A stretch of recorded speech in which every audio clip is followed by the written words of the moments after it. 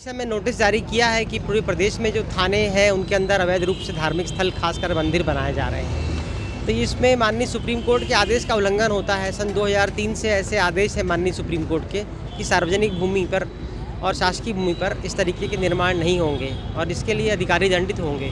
परंतु इसकी अवहेलना करते हुए स्वयं थाने द्वारा मंदिर बनवाए जा रहे हैं थानों के अंदर। और जब इनसे इसके विषय में उनको रोकने के लिए आवेदन दिया गया तो उस पर भी कार्रवाई नहीं हुई और तत्कालीन कलेक्टर को भी बताया गया था, परंतु इन सब ने कोई एक्शन नहीं लिया है। तो हमारा इसमें माननीय न्यायालय से प्रार्थना की है कि इन सभी जो अवैध धार्मिक स्थल हैं इनको हटाया जाए और जो जिम्मेदार अधिकारी हैं जिनका काम था सार्वजनिक संपत्ति की रक्षा करना, उनके द्वारा चूँकि स्वयं निर्माण किया गया थाने में घुसकर तो कोई कर नहीं सकता है, तो उन पर भी सिविल सर्विस रूल्स के तहत एक्शन हमने इसमें मांगा है।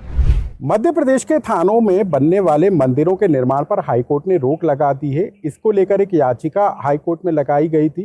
हाईकोर्ट ने भी जो मध्य प्रदेश के थाने हैं, पुलिस थाने जहां पर मंदिर हैं, ज़्यादातर थानों में मंदिर हैं और उन मंदिरों के निर्माण पर रोक लगाई गई है। लेकिन अब जो मंदिर बन गए हैं क्या उन्हें भी हटाया जाएगा, इसको लेकर भी कई तरह के सवाल हैं। लेकिन सबसे बड़ा सवाल ये है कि मध्य प्रदेश के पुलिस थानों में आखिर इतने मंदिर बनाए क्यों गए। मंदिर बनाने के पीछे भी कोई वजह है कि ज़्यादातर पुलिस थानों में हनुमान के मंदिर हैं और वहाँ पर पुलिस के कर्मचारी पूजा अर्चना करते हुए भी नजर आते हैं। तो क्या इसके पीछे की वजह है, इस पर हम बात करेंगे मध्य प्रदेश के रिटायर्ड आईपीएस अफसर शैलेंद्र श्रीवास्तव जी से। सर, हाईकोर्ट का आदेश तो आपने देख लिया होगा जो मंदिरों के निर्माण पर रोक लगाने का उन्होंने दिया है, लेकिन मध्य प्रदेश में 1150 के करीब पुलिस थाने, उनमें से 800 पुलिस थाने ऐसे हैं जहां पर मंदिर का निर्माण है। इसके पीछे कोई वजह है या फिर सिर्फ धार्मिक स्थल का निर्माण करना मकसद है?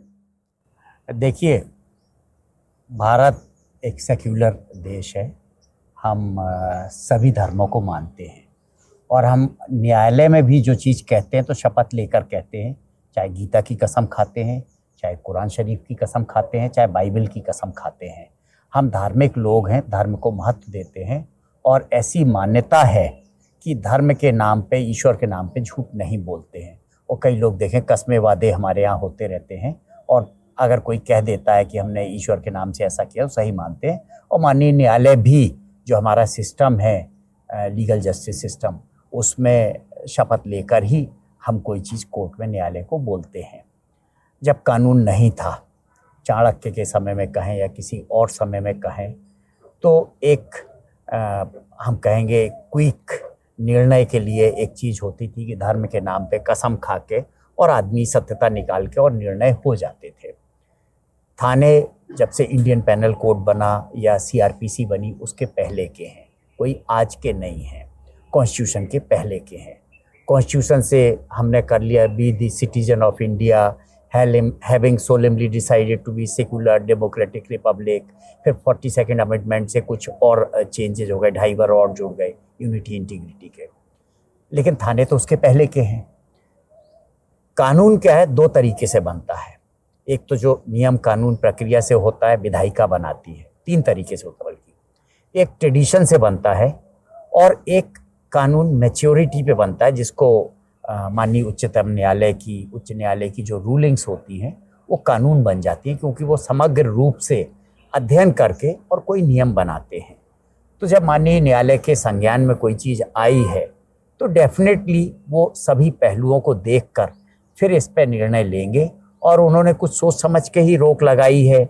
जो फैक्ट्स माननीय न्यायालय के समक्ष आए हैं, शासन अपना क्या उस पर उत्तर प्रस्तुत करता है, वो सब चीज़ें देखी जाएंगी और फाइनल निर्णय आएगा। जहाँ तक थानों में रेगुलर, क्योंकि हमने भी बहुत सारे ज़िलों में रहा, थाना प्रभारी तक की ट्रेनिंग की और थानों में सामान्यतः हनुमान मंदिर होते हैं। मैं क्योंकि एस्ट्रोलॉजी माइथोलॉजी का भी स्टूडेंट हूँ, तो मैंने जब ये पढ़ा तो मुझे समझ में आया कि हनुमान जी को चिरजीवी बोलते हैं, कलयुग के देवता हैं। हनुमान जी बहुत ही दयालु देवता माने जाते हैं। माइथोलॉजी में ऐसा कहते हैं हनुमान जी पूर्व में दयालु नहीं थे और उग्र थे। मंगल हमारा एक प्लेनेट होता है, ग्रह होता है, और जो हॉरोस्कोप में मंगल होता है और जो पुलिस में आते हैं उनका मंगल प्रधान होता है। और यहाँ तक भी कि कई आईपीएस ऑफिसर्स की कुंडली मैंने देखी है उनमें 11th हाउस में मंगल है और नीच का मंगल है। लेकिन ये भी मान्यता है कि 11th हाउस में कोई भी ग्रह हो वो उच्च का फल देता है, चाहे शत्रु राशि में हो, चाहे मित्र राशि में हो, चाहे स्व राशि में हो, चाहे नीच राशि में हो, फल उच्च का देता है। मैं कई IPS ऑफिसर हैं जो हमारे काडर के ही हैं, उनमें मैंने नीच का मंगल 11th हाउस में देखा है। सामान्यतः मंगल पुलिस वालों की कुंडली में रहता है उच्च का। मंगल खराब हो तो कहते व्यक्ति टेररिस्ट भी बन जाता है। मंगल को नियंत्रण में रखना, मतलब ये जो ऊर्जा है इसको नियंत्रित रखना बहुत ज़रूरी होता है। हनुमान जी में भी बहुत ऊर्जा थी। एक बार भगवान राम ने उनको समझाया था, तब से वो दयालु हो गए और विनम्रता हो गई। तो नहीं मालूम किसने शुरू किया, लेकिन पुलिस वाले भी अगर उग्र हो जाएं, आप मेरे को पत्थर मारे मैं आपको गोली मार दूं, तो ऐसा तो समाज नहीं चाहिए। सर कहा जाता है कि हनुमान जी एक बेस्ट इन्वेस्टिगेशन ऑफिसर के तौर पे भी देखा। आगे बताता हूँ। तो पहली चीज तो पुलिस वाले को भी दयालु होना चाहिए और हनुमान जी की पूजा करके मंगल शांत होता है। तो जो उग्रता पुलिस में आना चाहिए, कहते नहीं आती। ऐसे दूसरे धर्मों में भी है, बाइबल में भी है, कुरान शरीफ में भी है, सब में कुछ ना कुछ धर्म में आपके उग्रता को शांत करने के ये चीज़ें होती। क्योंकि मैंने माइथोलॉजी पढ़ी है, इंडियन माइथोलॉजी पढ़ी, वेस्टर्न माइथोलॉजी, उस हिसाब से मैं बता रहा हूँ आपको। इन्वेस्टिगेशन में फिर कुछ पुलिस वालों को कहना है, जब हम प्रोबेशनर थे तो बताते थे साहब हनुमान जी सीखना चाहिए, सीता मैया का पता लगाए थे, पुलिसिंग का काम किया था, इंटेलिजेंस का काम किया था, इतना बढ़िया इन्वेस्टिगेशन किया था, चले गए और उसको जितने राक्षस शक्तियाँ थी उनको बीट करते हुए और उसमें चले गए। सुरसा ने मुंह बढ़ाया तो अपना शरीर बढ़ाए, फिर छोटा हो गए, कान से निकल गए, वहाँ जाके पूरा और रौद्र रूप भी दिखाया है। तो पुलिसिंग में लोग कहते हैं इन्वेस्टिगेशन में हनुमान जी से, ऐसी मान्यता है लोगों की, लेकिन ऐसा मैं नहीं कहता। दूसरे धर्मों में भी है, हर धर्म में कुछ ना कुछ होता है। लेकिन मैं सिर्फ ये कहूँगा कि हम भारतीय धार्मिक लोग होते हैं, बहुत कम लोग होते हैं जो अधर्मी होते हैं, नास्तिक होते हैं। ज़्यादातर लोग हम आस्तिक होते हैं, और जो नास्तिक भी होते हैं वो ह्यूमैनिटी पे विश्वास करते हैं, कर्मा पे विश्वास करते हैं। ये नहीं, मतलब उनको ये जानना चाहिए कर्मा भी एक पार्ट ऑफ हमारे हॉरोस्कोप का ही है। हम कर्मा अलाइनमेंट ही करते हैं, कोई वो नहीं करते हैं टोना टुटका किया ये किया। हमारा सबसे बड़ा जो सॉल्यूशन होता है वो कर्मा अलाइनमेंट का होता है, हाउस यूटिलाइजेशन का होता है, हाउस एडॉप्शन का होता है कि हमारे हॉस्पिटलाइजेशन खर्चे, हम दूसरों का इलाज कराने लगे तो हमारा वो घर शांत हो जाता है। वो मानते हैं कि वैसा आदमी नहीं जाएगा।